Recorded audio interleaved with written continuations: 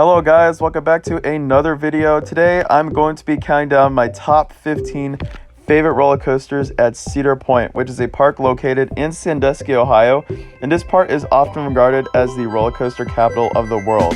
This place has so many roller coasters, 17 to choose from. However, I got to do 16 of them. I didn't get to do the very small kiddie coaster, and I'm not going to include Woodstock Express, so I'm just going to do the major coasters here. But I did ride Woodstock Express, but you know, that would be technically last place. But everyone asks, like, what are your favorite coasters? Because there is a really good variety here, and today I'm about to give you my official list. Number 15, Corkscrew. Look, I really wish I could really like this ride because I really have tons of respect for Corkscrew because it was the first coaster to feature 2 corkscrews. However, I just could not get past the roughness. This was a very rough ride, and some of the profiling on this coaster was very interesting. Now, I hope Cedar Point decides to keep it around because it is very much a classic and it has done wonders for this park and the coaster industry as a whole. If it weren't for Corkscrew, we probably wouldn't be having these crazy looping coasters, but for right now, this coaster is coming in at number 15. Number 14, Cedar Creek Mine Ride. Now look, I wish I could like this one a bit more, however, I just wish the layout I wish it did more with the terrain or like scenery and stuff like that. The ride just felt very average for me. And that was one thing that was disappointing with Cedar Creek Mine Ride. Like, people think it's bad, which I don't get, because I did find there to be some enjoyable moments. Like, the one moment on the lake is really cool. However, I just wish this ride had way more of a substance. And that was the one thing why Cedar Creek Mine Ride fell so low on my list. Number 13, Iron Dragon. Now, this ride I was a little disappointed with, but the thing is, I still expected it to be a family coaster. However, I was expecting just a little bit more swinging. Like, this ride just felt a little more relaxing, which I enjoyed because when I rode it, I was very hungry, and literally my stomach was kind of not selling well after Millennium Force when I was super hungry. However, like, I don't know, I wish this ride was a lot more like the Bat, because this ride really does have a lot of potential. However, I do understand that this is more of a family coaster, but I did get some enjoyment out of it, so that's why it's at number 13.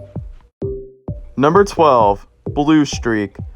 This ride is the oldest roller coaster at Cedar Point, and this ride to me did not disappoint. I honestly was really surprised with some of the airtime that I got on this thing, because it actually was decently strong. And the roughness wasn't too bad. It was more of like the vintage kind of roughness where it kind of adds to the ride because this is a very much an old school wooden roller coaster. But the funniest part of this ride was waiting in line when a bird literally attacked me and a bunch of other guests while waiting in line. Now, that was such an interesting experience. We'll get to that more once I do a review on that thing. But Blue Streak, all in all, such a classic wooden coaster and definitely one that you should not skip. And you should definitely respect it a ton because it is a really fun ride.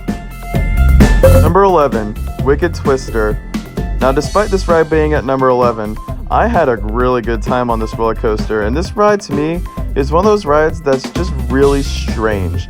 Like, I had never ridden an Intimate Impulse before I rode Wicked Twister, so this ride was kind of new to me. And at the bottom of the drops and stuff, I got some pretty good forces, and going up through those spikes was so weird. Like, it was a weird ride. But did I enjoy it? Absolutely. But it's at number 11 because it's not the longest ride in the world. It is pretty short. But for a short ride, it's nothing but short but sweet. Number 10, Gemini. Now, this coaster might seem a bit tame. However, this coaster does not mess around actually. This is probably one of the most fun and most underrated roller coasters that I've ridden. Not only is it astonishingly smooth, but the drops actually give some decent airtime, especially if you're in the back row. You actually get some really good airtime. And plus, the racing aspect of the ride is so much fun. Literally, I'll never forget riding this ride and high-fiving the train from the other side. And I actually was able to get both sides, unlike the racer, so that was cool.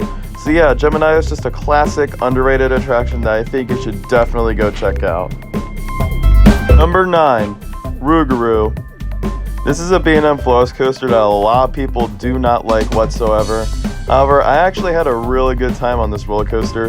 The thing with B&M coasters with classic over-shoulder restraints is that you just gotta know how to ride them and you should be okay. Luckily, you just either gotta lean your head forward or lean it completely pressed back on the restraint and you should be okay. And I was able to go away with barely any headbanging on this coaster. If you can get past the headbanging, you can just enjoy the forceful inversions, the god tier pacing of these old school B&Ms.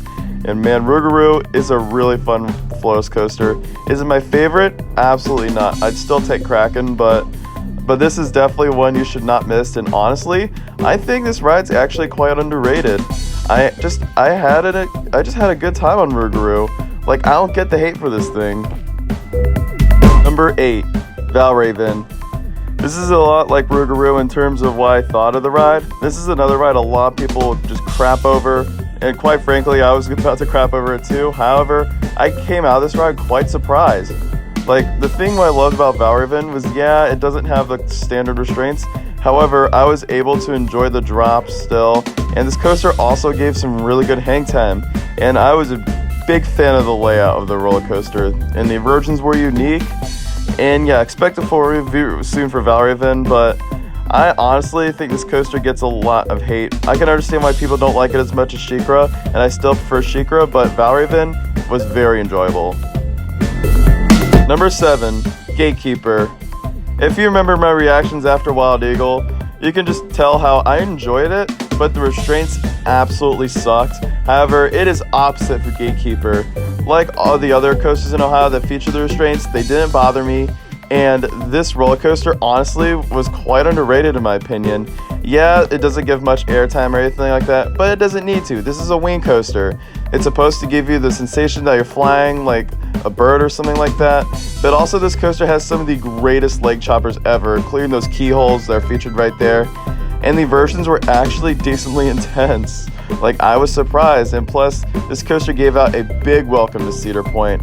I was really a fan of how it greeted me into the park, and it was also very smooth. And yeah, I got a huge kick out of this roller coaster, and I think this is a coaster that gets a lot of hate too. Like, this one doesn't get as much hate as Valraven, but still it gets some unnecessary comments. And honestly, of the wing coasters I've done, this is definitely the better one. And honestly, it makes me want to go ride some more wing coasters like Thunderbird at Holiday World.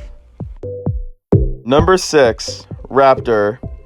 If you know me, you know I am a huge fan of B&M inverts, and Raptor did not disappoint at all. Is it one of my favorite inverts? It is not, but this coaster still had some great, amazing inversions, and it was very, very intense. Like, that final helix is absolutely insane. And it was a little bit rough, but I get, because this ride opened back in 1994, so of course it's going to have a little bit of roughness.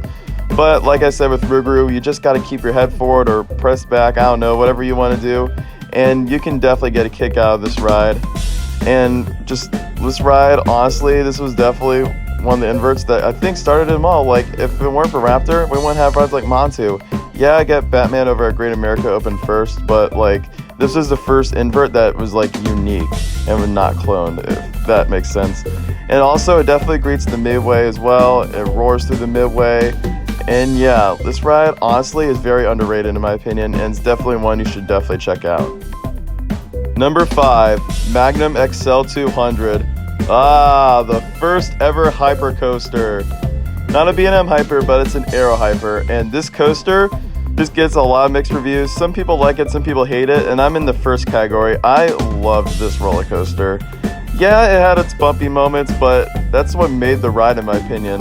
It's another ride where the bumpiness adds to it. It wasn't a painful kind of bumpy, it was a lovable kind that just gave this ride a big vintage feel. Like, this is a classic attraction, and if it weren't for Magnum, we wouldn't have rides like Mako or anything like that. And plus, it has one of the best settings ever, just out on the beach, and it goes over the water park. It is a really cool look, and plus those airtime hills at the end, my gosh, weren't they insane. Like, those were some of the greatest airtime moments I've experienced on a roller coaster. And Magnum XL 200, you shouldn't overlook this ride. It is a really fun attraction. Number 4, Millennium Force. To all the people who call this ride Millennium Forceless, then you can just go, bye Felicia, because this ride was so much fun. Like, it's not like, it doesn't have the best airtime ever, but this was way more tense than I expected. Like, I actually almost blacked out at the bottom of the first drop on my first ride. Like, I'm dead serious. But also, don't go into this ride thinking it's going to be like Intimidator 305. That's why I feel like a lot of coaster enthusiasts do. You just gotta go into it for the experience. And one of my favorite things about Millennium Force was the sheer speed that it brought. It has some of the most consistent speed I've ever felt on a roller coaster, and that's what I felt like was the big highlight for Millennium Force. And I mean, even though it doesn't have strong airtime, I still got a kick out of those moments. And literally, like, this ride and the tunnels were so much fun. And plus, like, it is a very long ride.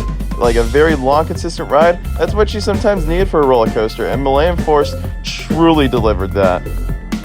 Number 3, Maverick. This ride is small, but boy, it packs one heck of a punch. Like, this coaster has some insane transitions, intensity, inversions, and has some really good airtime moments. Like, it is a miniature I-305. Like, this is what I wish Cheetah Hunt were like over at Busch Gardens, Tampa. Like, I get Cheetah Hunt's more of a family coaster, but, like, this ride just, oh boy, this coaster is almost near perfection. And that second launch is absolutely insane. When you're launching out of that building, woo, perfection. And just imagine if it had, like, the Mosasaurus World Velocicoaster had, then, oh my gosh, I don't know if I could even handle this roller coaster. Like, it doesn't, like, don't judge the coaster by its size. Like, this coaster delivers, and I love it so much. Number 2, top Thrill Dragster. Okay, now hold up. Didn't I say that Dragster was my number 1 at Cedar Point and my number 1 overall? Yes, I did. But after some thought, I just decided to give my original number 2 my number 1 spot, which we'll get to that later. But top Thrill Dragster, boy, did I love this ride. I will never forget riding it for the first time in the front row. When that launch kicked in, I had never screamed so hard on a roller coaster. Like, that launch was absolutely insane. Like, literally by far the greatest launch I've ever experienced. Just the way the anticipation goes through, like, how, and then once it kicks in, then you know you made it. And then you get some really good airtime going through the drop and the top hat, and plus an astonishing view of Cedar Point. And I think you can even see Canada from the top of that top hat. Like, it's insane how big this ride is. 420 feet, that is insane. And plus, this ride is a speed monster. Like, this ride might not be the longest ride ever, and that's why I probably dropped it down a bit. But if you're a big fan of those short bursts of intensity, then you're bound to love Top Thrill Dragster. Number 1, Steel Vengeance. Now, this was originally my number 2, but after some consideration, I decided to not only give it my number 1 spot at Cedar Point, but my number 1 roller coaster overall. Like, rarely do I say this, but I think Steel Vengeance is honestly the perfect roller coaster because it has literally everything you could want. It has some crazy inversions, crazy airtime, lots and lots of consistent speed. Like, it actually is very consistent, and it is a very long ride, and like, it is also insanely smooth. Like, Rocky Mountain Constructions are experts at this.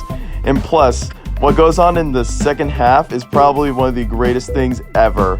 Like, literally, you just don't see anything coming. Like, it is insane. And plus, like, I know a lot of people think this ride's overrated, but like I said with Millennium Force, you just gotta go into this ride for the experience. Like, literally for the surprises, the crazy airtime, the intensity, everything. If you can think of Steel Vengeance like that, then you can well consider it your number 1. Like, oh man, like, this is, oh man, expect a full review soon, and I'm gonna go more in depth on why I love Steel Vengeance so much. Alright guys, that will do it for this coaster countdown. I hope you guys enjoyed it. If you did, feel free to give it a like. Also, comment below, what are your favorites at Cedar Point? I want to know in the comments below. And also, don't forget to subscribe for more videos on Theme Park Guide Productions if you sure enjoyed this video. And then also, don't forget to check out all the social media links in the description. Instagram, TikTok, Discord. I mean, go check it out because, like, why wouldn't you? I keep asking it all the time. And I will see you guys next time, and you are clear for dispatch.